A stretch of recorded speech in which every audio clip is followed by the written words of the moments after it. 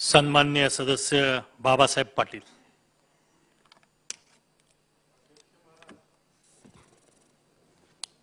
सत्ताधारी पक्षाने 293 अन्वये प्रस्ताव या ठिकाणी मांडलाय। या प्रस्तावाला पाठिंबा देण्यासाठी मी इथं उभा आहे।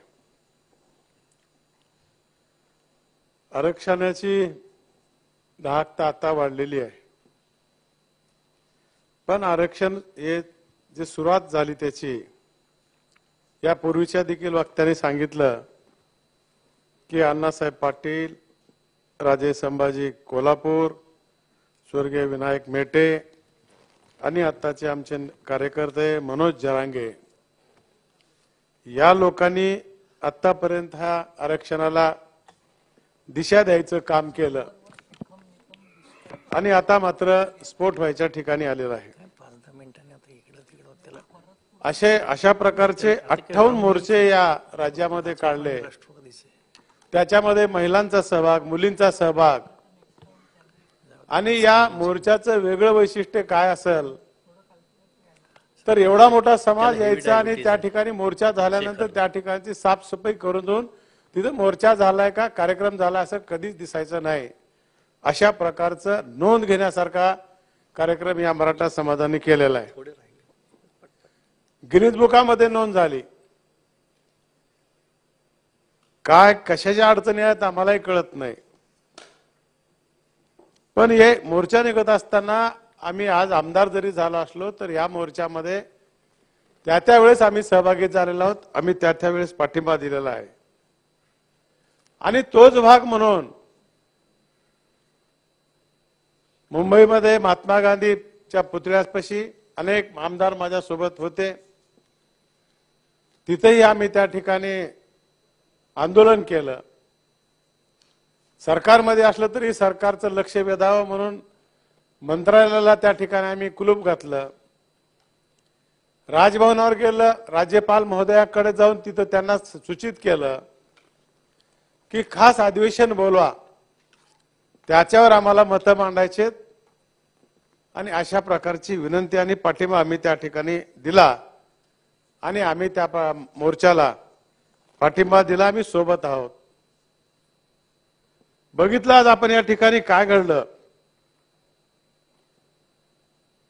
त्याच मेनवाईल काळामध्ये माझ्या मतदारसंघातील महेश कदम नावाच्या मुलाने 35 वर्षाचा मुलगा मी मुंबईत असतानाच आत्महत्या केली। अनेक तर या ठिकाणी आमदारांनी सांगितले की कितीतरी मुलांनी या ठिकाणी आत्महत्या केली, ही चांगली गोष्ट नाही।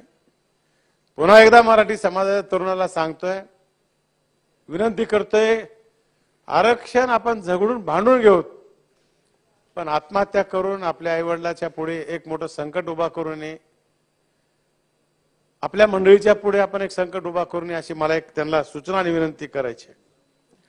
डॉक्टर बाबासाहेब आंबेडकरांनी खूप मोठं हत्यार आपल्या हातात दिलेलं आहे। इथं बोलत असताना बघितलं मी की त्या काळामध्ये आत्महत्या झाल्या त्यावेळेस सरकारने अनेक वेळेस असा शब्द दिलाय की या लोकांना आपण मदत करू, त्यांना 10 लाख रुपये देऊ, पण तशा प्रकारची मदत झालेली दिसत नाही। त्याची सरकारने नोंद घ्यावी, त्यांना देखील मदत करावी। आणि म्हणून शाहू महाराजांचं उदाहरण या ठिकाणी मला द्यावं वाटतंय, कारण शाहू महाराज सारखा जाणता राजा या राज्यामध्ये शिवाजी महाराज, शाहू महाराज, जयसिंगराव गायकवाड असतील, महात्मा फुले असतील, ह्या लोकांनी खरंच या देशाला एक दिशा द्यायचं काम केलं।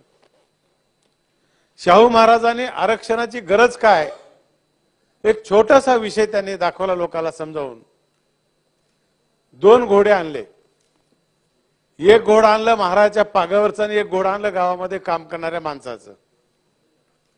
दोघाच्याही पुढे एक ते चना ठेवला, त्याचा जे खरा खुराक असतो तो, जो पागावरचा घोडा माहिती आहे त्याला त्याच्यामध्ये खुराक आहे, तो आपल्या पौष्टिक आहे, तो आपल्या कामाचा आहे, त्याला वास आल्याबरोबर तुटून पडला आणि त्याला मात्र त्याच्यात खाऊ देण्यात गेला। आणि हे नवीन होतं, त्याला माहिती नाही, त्याच्या आयुष्यात कधी खुराक खाला नाहीत हरभऱ्याचा। वास घेण्यामध्येच त्या पागावरच्या घोड्याने सगळा खुराक खाऊन टाकला। महाराजांनी समोर उदाहरण दिलं की याच्यासाठी आरक्षणाची गरज आहे, ह्याला माहितीच नाही।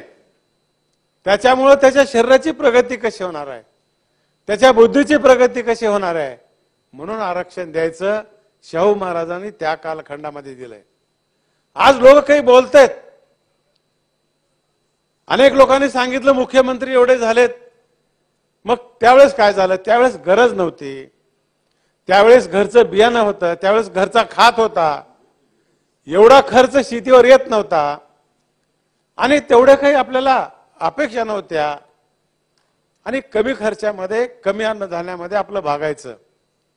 आज स्पर्धेचं युग झालंय, प्रगती झाल्या, शिक्षणामध्ये जे काही अडचणी यायला लागल्यात, आत्ताच गोरे साहेबांनी सांगितल्याप्रमाणे दोघेही वर्ग एकाच वर्गामध्ये आहेत. एक मोठा अधिकारी होतोय, एक त्याला तिथून प्रमोशन देखील मिळू शकत नाही. इंजिनिअरिंग कॉलेजला असेल, बीएमएस कॉलेजला असेल, कुठल्याही डॉक्टर कॉलेजला गेला असेल तर यांच्याकडे एक तर ऐपत नाही, जमिनी कमी झाल्यात, डोनेशन देण्या एवढा पैसा राहू शकत नाही. त्याच्यामुळं आज तरुणाईमध्ये त्यांना कळायला लागलंय की आरक्षणाशिवाय पर्याय नाही. आता इथं बऱ्याच लोकांनी बोललंय, मी देखील बोलणार आहे.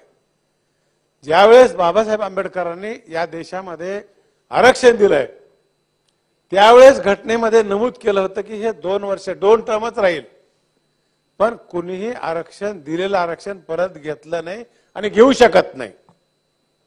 म्हणून मला त्याच्यावर आपण का बोलतोय मला कळत नाही की मराठा समाजाला आरक्षण देत असताना आमच्या आरक्षणाला धक्का लावू नका. कशासाठी हे बोलायचे आपण? आणि असं कधी घडलंय का? कुणाचं काढून कुणाला दिलंय का आणि देता येते का? म्हणून तो विषय आपण टाळला पाहिजे. कुणाचं आरक्षण काढायची गरज नाही, द्यायचे ते दिलंच पाहिजे, टिकणारं दिलं पाहिजे. मागल्या गोष्टी काय झाल्यात ते काढून इथं वेळ घालण्यामध्ये आता मजा नाही मित्रांनो. आता निर्णयाची वेळ आलेली आहे. त्या निमित्तानं या ठिकाणी मी विशेष करून मुख्यमंत्री शिंदे साहेब असतील, देवेंद्र फडणवीस साहेब असतील, अजितदादा असतील आणि सर्व मंत्रिमंडळाने आपलं मी या ठिकाणी अभिनंदन आणि आभार मानणार आहे. कारण तुम्ही वाचा तर फोडायचं काम केलंय, सभागृहामध्ये विषय मांडलाय तुम्ही. मुख्यमंत्र्यांनी जाऊन त्या ठिकाणी शिवाजी महाराज शपथ घेतली आहे. म्हणजे या शपथेमध्ये किती ताकद आहे मित्रांनो, बघा तुम्ही. सगळे खवळून उठलेत आणि हे आम्हाला सिद्ध करून दाखवायचे आहे. देशाला सिद्ध नाही, जगाला सिद्ध करून दाखवायचे आहे. सगळ्यांनी आपली आपली भूमिका या ठिकाणी मांडल्या. कुणाचाही विरोध नाही. मला सगळ्या सदस्याला विनंती करायची आहे, आता आरोप आणि प्रत्यारोप करायचंच गरज नाही. आरक्षण द्यायचं, राज्यामध्ये शांतता प्रस्थापित करायची. देत असताना बाकीच्याही लोकांना आरक्षण देण्याची गरज आहे. धनगर समाजाला द्यायचं बोलणं केलं होतं, थोडासा विषय होता. धनगर आणि धनगट हा प्रश्न समजून घेऊन शासनाने अधिकाऱ्यांनी त्याच्यामध्ये त्याही लोकांना अतिशय खेड्यामध्ये ग्रामीण भागामध्ये राहणारा हा समाज त्यांना देखील त्यांच्या मागणीप्रमाणे आरक्षण द्यावं असं माझं मत आहे. मुस्लिम समाज, इथं मुस्लिम समाजाचे लोकप्रतिनिधी नाहीत, पण आपली जबाबदारी आहे. या देशामध्ये बहुजन समाजाचे लोक राहतात. बहुजन समाजाला डोळ्यासमोर ठेवून या राज्यातल्या आणि देशातल्या लोकांनी नेतृत्व राजकारण केलंय. तेच भविष्याच्या काळामध्ये सगळ्या लोकांना, उपेक्षित लोकांना सोबत घेऊन या ठिकाणी ज्याला ज्याला आरक्षणाची गरज आहे त्याला आरक्षण देऊन उभा करण्याचं काम आपण पुढच्या काळामध्ये करावं, अशी माझ्या प्रकारची या ठिकाणी मागणी आहे. आपण सगळ्यांनी या ठिकाणी आरक्षणाला पाठिंबा दिला त्याबद्दल मी सगळ्याचे अभिनंदन करतो. आणि दुसरी गोष्ट, नीतीला मान्य असेल गोरे साहेब, राज्यामध्ये महायुतीचं सरकार यावं. एकनाथराव शिंदे साहेब मुख्यमंत्री व्हावेत, फडणवीस साहेब त्या सरकारमध्ये उपमुख्यमंत्री राहावेत, अजितदादा उपमुख्यमंत्री आहेत आणि आपण सगळे त्या सभागृहाचे सभासद राहावं आणि तेव्हाच आरक्षणाला न्याय मिळणार आहे.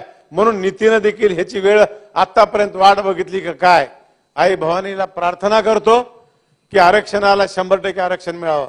आता कोणतरी बोललं, खरं आहे आपण ठराव केला, मांडली, सगळ्यांनी चांगलं बोललो आपण, पण मागे ज्या काही चुका झाल्यात कोणतरी बोललं, त्या का चुका झाल्यात, त्याच्यात आपल्याला काय उणिवा झाल्यात ते बघून आपल्याला सबमिट कोर्टामध्ये करावं लागेल. ते होणार नाहीत अशा प्रकारची खात्री घ्यावं लागेल.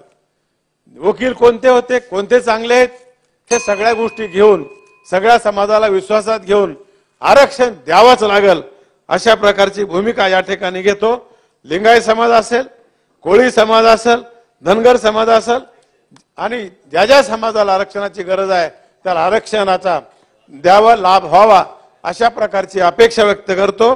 आणि या मराठा आरक्षणाच्या प्रस्तावाला मी व्यक्तिशः आणि माझ्या पक्षाच्या वतीनं पाठिंबा देतो आणि मला बोलायची संधी दिल्याबद्दल आभार मानून माझे 2 शब्द संपवतो. जय हिंद. आवाज बहुजनांचा.